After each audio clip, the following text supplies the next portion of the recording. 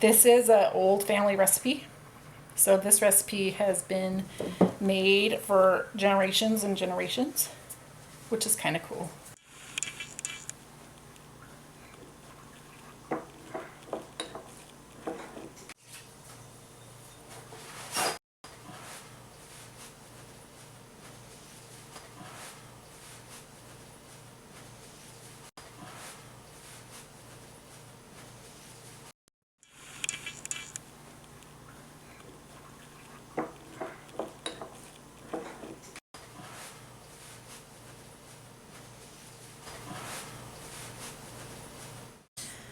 Okay, so we are adding our first ingredient of 3 cups of flour, sugar, our yeast. So we're adding all of our dry ingredients together and we're mixing them together. And then we'll add our salt, a teaspoon of salt. Blend all that together with your fingers. Now, if you have a KitchenAid or a Bosch, still put the dry ingredients first. And then what I like to do with my wet ingredients, so I warm up my milk. And then I take my 2 eggs and I just crack them and dump them in the milk there. I'm going to whisk them together so that the egg yolks are broken and it's mixed in pretty good with the milk. So if you decide last minute that you want to make some bread, but you didn't let your eggs be room temperature, make the eggs the same temperature as the milk because you warmed it up, but it's not too hot that it's going to cook the eggs. And then I take my really freaking hot Crisco oil and I put it in there with the milk because I want it all together. I don't want to try and dump them in the flour different times because at that point I'm already starting to mix and my fingers are going to be really messy. So I pour them into the center of the flour. And since I'm doing this by hand, we get really messy, which is really fun. So now you're just going to go ahead and mix these all together. Start really slow because the flour is going to want to fly out of the bowl. And get it all blended really well. Yes, we actually do make bread and build signs or US silhouettes.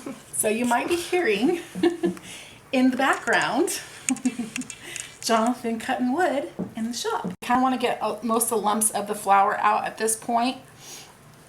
Makes it a lot easier when we add the rest of the flour. So now you see how all my ingredients are pretty blended together, but it's still really soupy. This is when I start adding the rest of the flour. So we're going to add about 3 more cups of flour. And I'm not sure why this is. I don't know if it's humidity in the air or what it is, but sometimes I use less than 6 cups and sometimes I use more than 6 cups. And I just feel how the dough is. You're going to see how it just starts to get thicker and thicker as you go. It's so funny since we've been more home lately because of everything that's going on. I decided maybe I'll start getting back into baking because we've been so busy the past 7-8 years that I haven't really been able to do this. And so I got back into it and I thought, oh my gosh, I'm gonna knead this bread by hand and I don't know if I can do it. And I was so surprised that I could. And now guess what we have all the time? Fresh homemade bread and fresh rolls. It's really easy, just takes a minute. So if you have a minute, do it because it's kind of satisfying. Now pretty soon I'm gonna need 2 hands to do this. Now, and I just kind of massage, isn't that funny? It's like a kneading massage to get all that dry flour incorporated with the dough.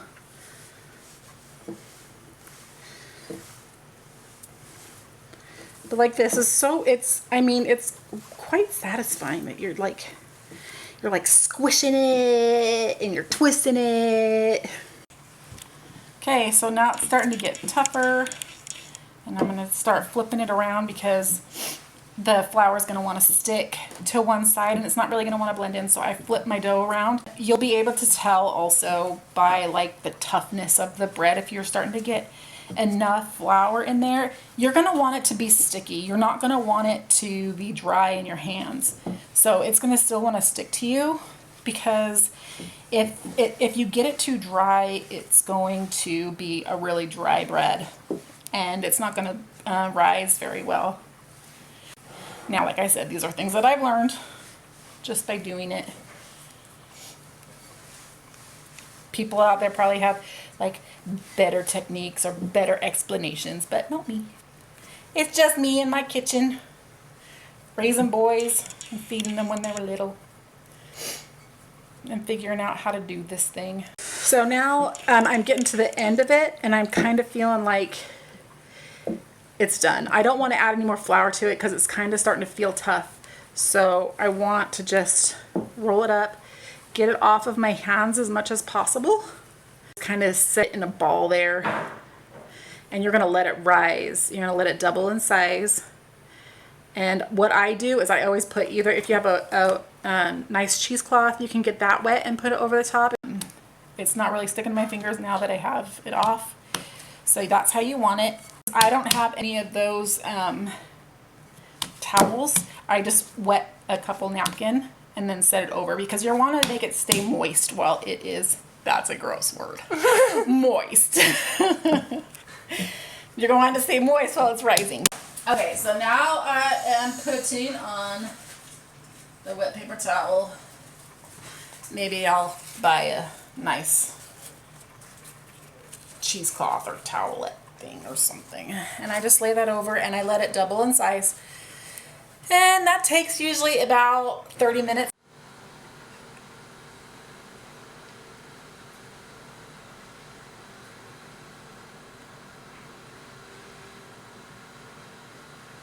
While my bread is rising, my dough is rising, I get my butter and I am going to grease my countertop. I don't want my dough to be any drier than it needs to be, so I do not use flour. I use butter. So I'm going to save this piece. Of course, my counter was clean. You don't want to do it on a dirty counter because you're going to want to use that butter later. This time we are going to make a loaf of bread, and then we're going to make a dozen rolls. So I take my butter and I'm going to go ahead and melt it. I forgot to tell you guys, look at my apron. It's so stinking cute. Don't you love it? She does done a bunch of different markets with us, Drinks and Crafts. So you guys find her on Instagram, like her page. Love her stuff. She's so awesome. She's hilarious. So I have my butter melted, and then I have this pan that my bread's gonna go in, and I go ahead and I butter that really good. Get it, all the sides buttered, the corners buttered. Butter, butter, butter. We like butter, and we like fatty foods here at this house. So now what I'm gonna do is I'm gonna take it out of this bowl, kind of get it all together. Okay, and I just flop it down onto my butter surface. I'm gonna knead it, because remember it's risen, so we're gonna knead it so it's back down to where it needs to be. Okay. And now I'm making, this would either make 2 loaves of bread, it would make 24 rolls, but like I said, we're going to do 1 loaf of bread and we're going to do 12 rolls. Cut it in half, just like that. So I'm going to set this one aside, and this one is going to be my bread, piece of bread, or my loaf of bread. So what we're doing is we're rolling it and forming it and bringing it from the outsides to the center, and then from the outsides here into the center until we have, and we're pinching it together as we're rolling it because we're wanting to form it. And then I have butter on my hands. I'm going to rub the whole thing down with butter.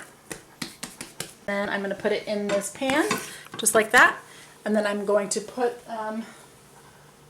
some more wet napkins on this, and I'm going to let it rise. And I let it rise to where it's just above the glass here, because if you let it rise any higher, then when it bakes, it's going to get even higher, and then the bread is going to be really porous. So don't let it get very much higher than the top of your bread pan. And then we'll go to our rolls. So I'm getting my butter again, and I am putting some more butter down here on the countertop. And the rolls, so I cut it in half. And then I cut each of those pieces in half again. Now I have 4. Now what I'm going to do is I'm going to cut each of these 4 into 3. So you just eyeball it really. See, now I'm kneading it. So I'm pinching it and pulling it and pinching it. So I'm pulling the edges and pinching it as I kind of roll it in my hand.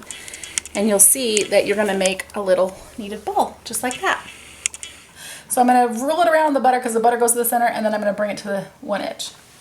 So I'm going to do that 12 times. And I always start putting them on the outside edges. You guys, these are so good. And they're so good because I put so much butter on the bottom. It gets like a crispy when they're fresh out of the oven. They get like a brown crispy bottom, and I'll show you when they come out. Oh, it's so freaking delicious. So we have all of them in here. You can see these ones right here are already starting to rise a little more because these were the first ones I put in. So these and these. So we're going to set these aside, put a wet paper towel on these ones also, and then let them rise to just below the glass line. And then we will pop them in the oven. Okay, so you can see I've had these rising for a little bit. These ones are not quite risen as how much I want them to.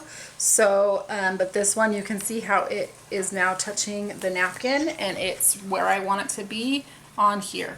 So if you can see that, it's just below here. So I'm gonna pop this one in the oven.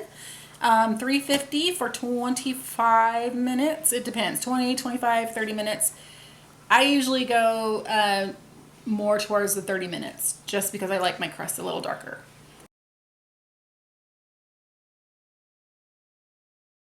All right, so I just took them out, and you can see I took the bread out before, and I did the same thing with the bread I'm doing with the rolls. Get my butter, and the hot rolls, get the butter melt all over in the crevices, all over top. Delish. So they're super hot.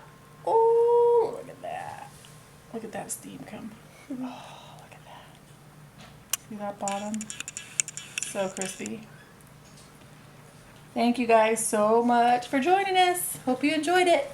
Now we're going to enjoy the rolls.